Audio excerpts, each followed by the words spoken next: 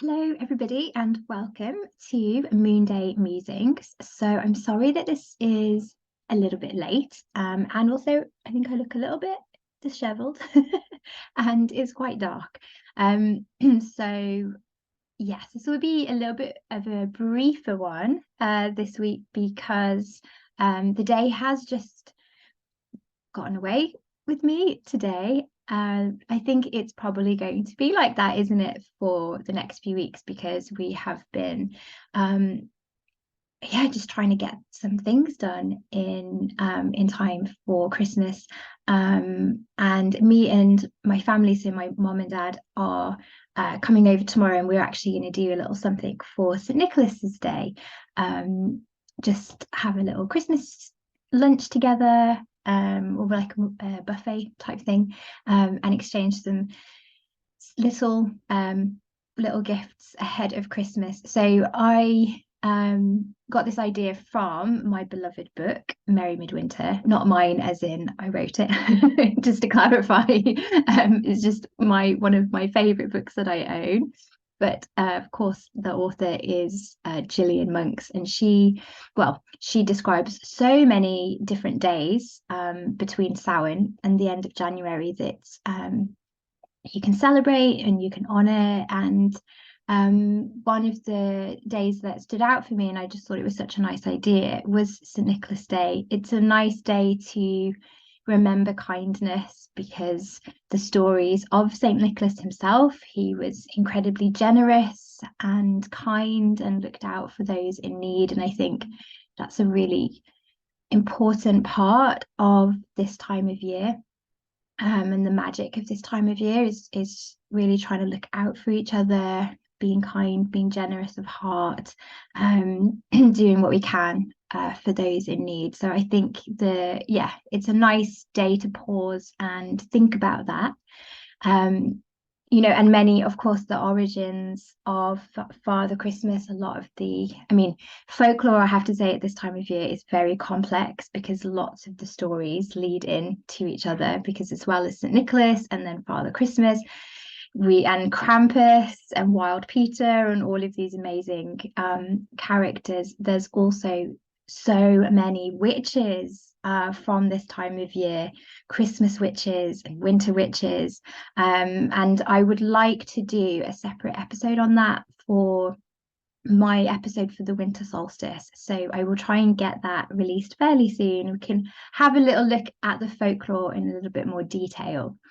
But going back to tomorrow, one of the things that she writes about is that her mom used to honor St. Nicholas Day in a little way just by giving her little gifts that would help in the lead up to Christmas. So it might be sellotape or some gift tags or some wrapping paper or a Christmas CD that you could listen to. Not that we use those now. But one of the things I thought about is sometimes a lot of the things that I want to gift to my family, my parents, my husband, or my daughter as well, are things that you might actually prefer to use in the lead up to Christmas. So that's what we're going to do tomorrow anyway, exchange little gifts.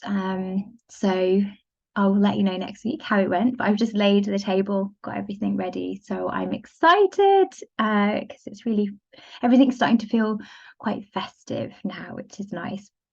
So yeah, briefly then, because I'm about to head out and teach yoga class tonight, so I can't be I can't go over like I do sometimes. So yeah, today, Moon Day, Monday, the 5th of December. So this can also be celebrated as part of St. Nicholas Day. Sometimes the traditional festivities would begin on the eve, the night before. People would leave out stockings or shoes, which would then be filled with chocolates or presents, gold coins, I think. Those chocolate gold coins, I think, was quite traditional to leave.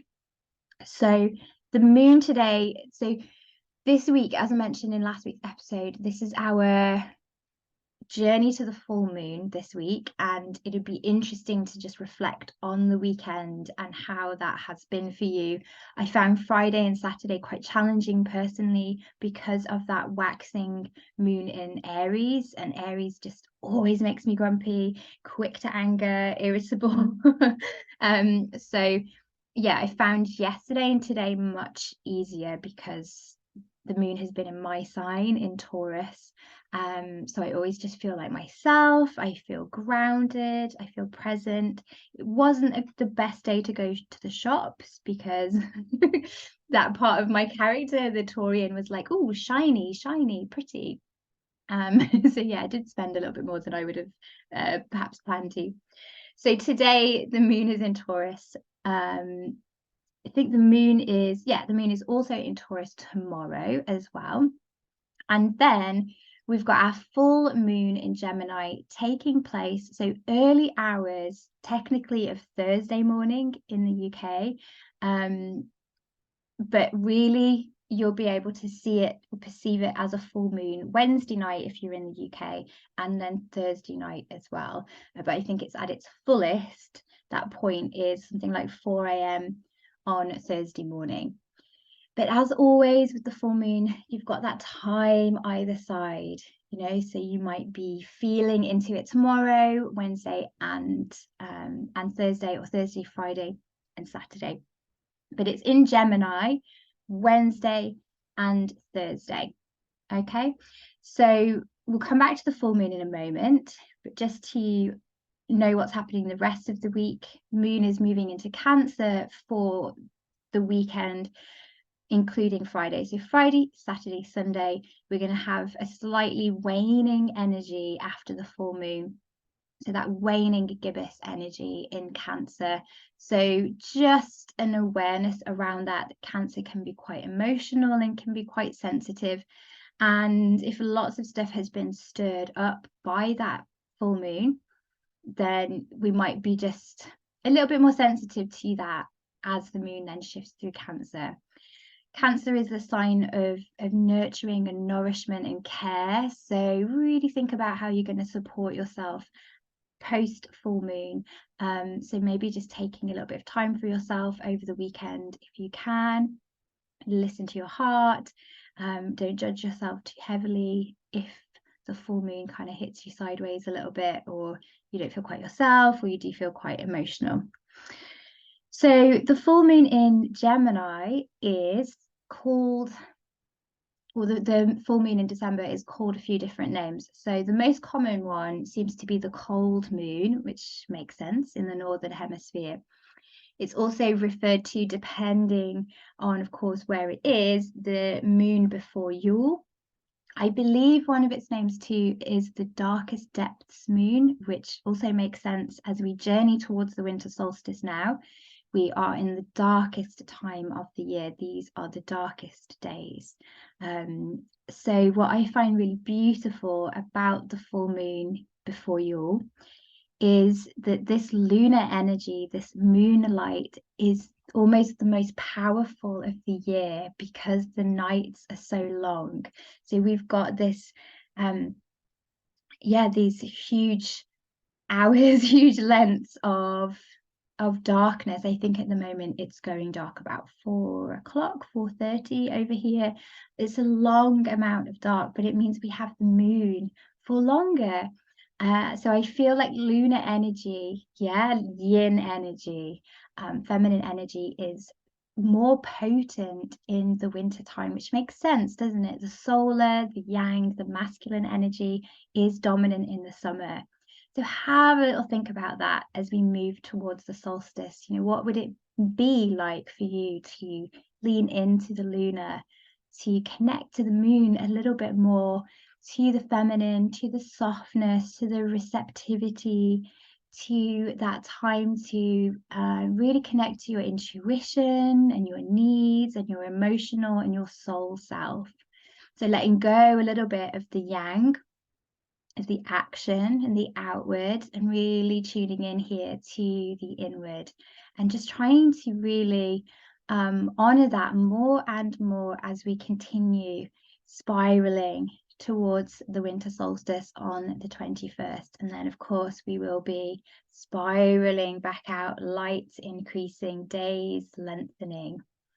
Okay, so full moon in Gemini, I think is a really lovely positive full moon. It's a sign, Gemini is a sign that's very creative. It's a lot to do with the mind, creative thought, kind of like invention, clarity. They're very inspired by things.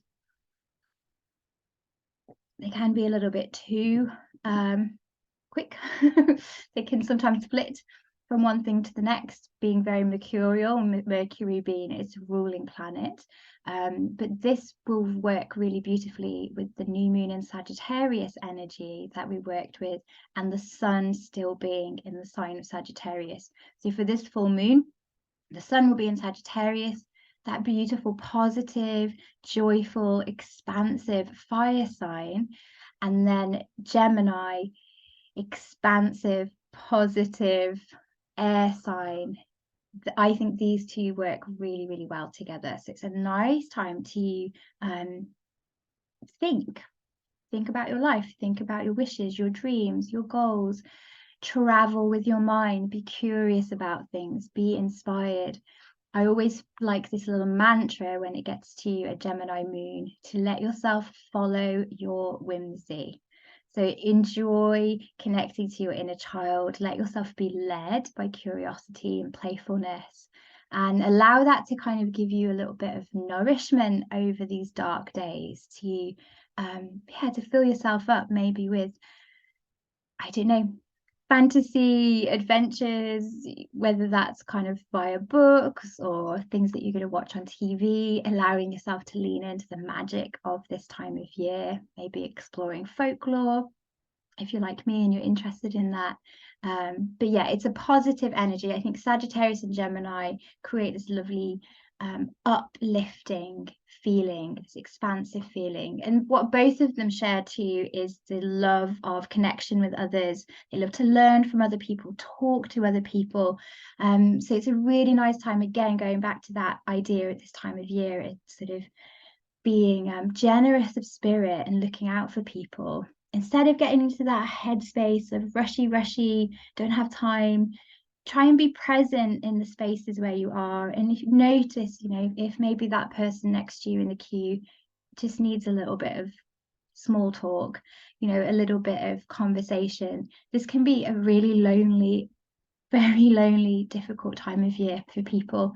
And it's easy to forget that if we have an abundance of people in our life and we're sort of busy preparing for things, but imagine being someone that doesn't have a lot of people in their life and seeing everybody else so busy, making preparations in this way, it can be really, really lonely. So using these two signs to just help to look out a little bit and take care of the people around you. We don't have to overdo it. We don't have to put ourselves on the bottom of the list or anything like that, but sometimes just having a little bit more presence, mindfulness and kindness, it's such a nice time of year to do that, because people are quite receptive to to a bit of conversation, a bit of kindness, letting someone else go in front of you. Otherwise it can just get all crunchy at this time of year and everyone's rushing around, bumping each other and being rude in their cars. It can feel a little bit like that sometimes. So be that light that you want to see in the world. Slow down and come into your heart space. Yeah, and that's really lovely part of Gemini, is caring for the collective. Sometimes their shadow side actually can be too much in their thoughts and too self-focused, that they do forget those around them. So it's a good time to look at that shadow too and just say, okay, I need to come into the heart, be a little bit more aware of what's going on around me. So I'm looking at the time, I'm trying to be concise, but I do find it hard. I am a waffler. So this week, if you're looking at the Advent wreath or the solstice prayer wheel that I mentioned last week from Bridget's Grove, although there's lots of different variations on this practice, but the second candle for this practice was lit yesterday. But of course, if you are just learning about this now, it's never too late to join it. So you can light your candle today. The second candle represents the element of fire, and it is associated with peace. So the whole of your week this week, you can think about honoring peace in your heart, in the collective with the people that you spend your time with, and trying to keep hold of that peace in your heart as you move through this week. And then next week, so on Sunday, leading through to next week, the third candle will be lit, which is the element of water and is associated with joy. Okay.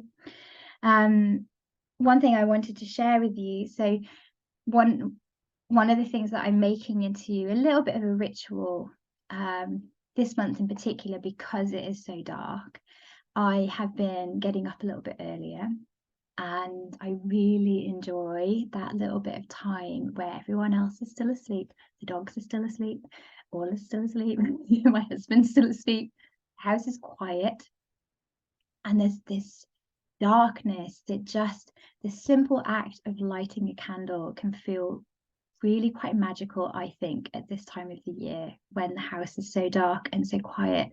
And so I've been doing that, not getting up at 6 or anything like that. I'm not a morning person, but just getting up like half an hour earlier, and lighting a candle or a few candles and doing my journaling. I've been doing my reading journal.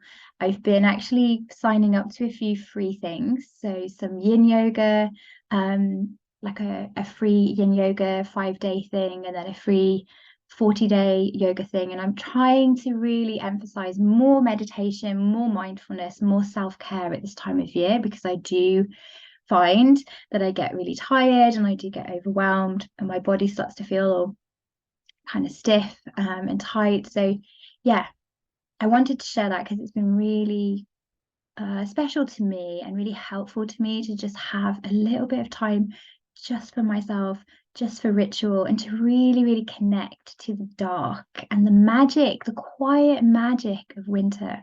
So I made this the other day in Greenwich. The course for next year, we're going to be doing lots and lots of crafts like this, as well as everything else that we're doing.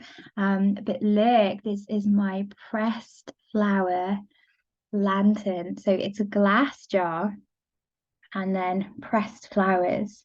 And the light, I have to say, the glow from this is absolutely gorgeous. So this is my favorite thing to light at the moment. It's just a tea light candle inside and an old yogurt pot, yogurt glass pot. So nice way to recycle. But yeah, I'm going to make quite a few actually of these because they are just gorgeous. And because the flowers all came from my summer garden, it's a really nice way to reconnect or keep the magic of those flowers through the winter as well. So yeah, that is probably it for me for this week.